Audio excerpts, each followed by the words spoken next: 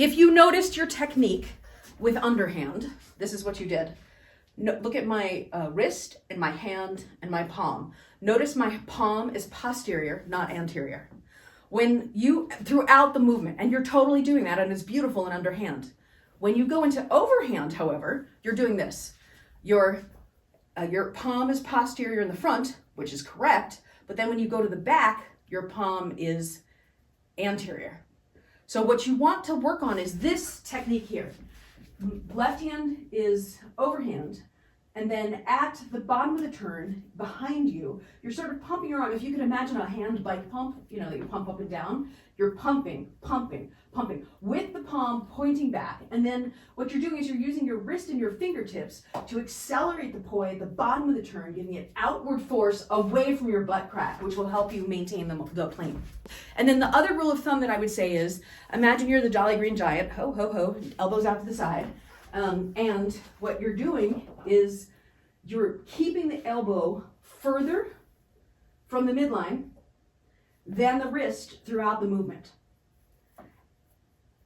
You want to be doing this, where it's further from the midline, instead of this, where you collapse it in like this, right? Do you see the difference between this physiology and this physiology?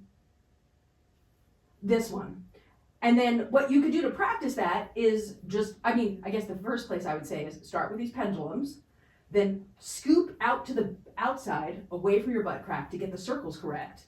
And then one exercise that I think is very helpful for this is if you do, say, 10 circles, 2, 3, 4, 5, 6, 7, 8, 9, 10, then come to the front. Then do 9, 8, 7, 6, 5, 4, 3, 2, 1, come to the front. Then 8, 7, 6, 5, 4, 3, 2, 1, come to the front, and 7, 6, 5, 4, 3, 2, 1, come to the front, and 6, 5, 4, 3, 2, 1, come to the front, and 5, 4, 3, 2, 1, and front, and 4, 3, 2, 1, front, and 3, 2, 1, front, and 1, 2, front, and 1, and 1, and 1, and 1. And hopefully that build up to it will give you the extra help and support you need to get comfortable with this motion, which should be, in my experience, for people, it's really awkward in the beginning.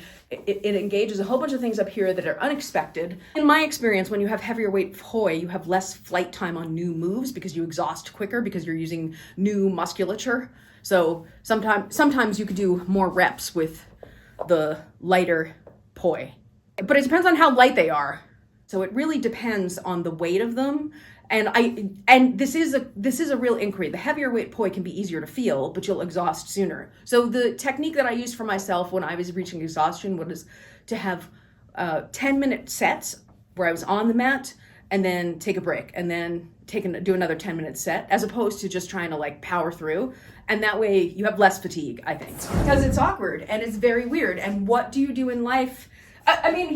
This is after 2.5 decades of doing this. This is what I've determined. The only things in real life that you do like this are, like, say, if you put your hands in your back pocket, palm back of your jeans, there's that. There's getting arrested where you're getting handcuffed. And there's tricep dips.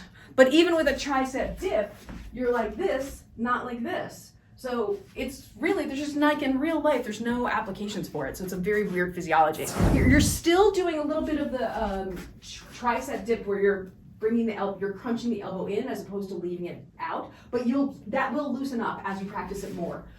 I think there's more wrist to it than shoulder and elbow. But in the beginning, I think it takes a lot of shoulder because it's such a new movement. So can you feel when it's going behind you how you're collapsing your wrist like this, as opposed to doing this? This versus this. We want this, but you're doing this. So you're good here, and then you're doing that. You're good, you're good, and then you're doing that. You're good, and then you're doing that. You want to do this. In underhand, you have excellent form. You're wanting to make sure, remember when you're practicing it, if it feels good, look down and check that you're going in overhand, not underhand. I've had students do that where they slip back into underhand and don't realize it.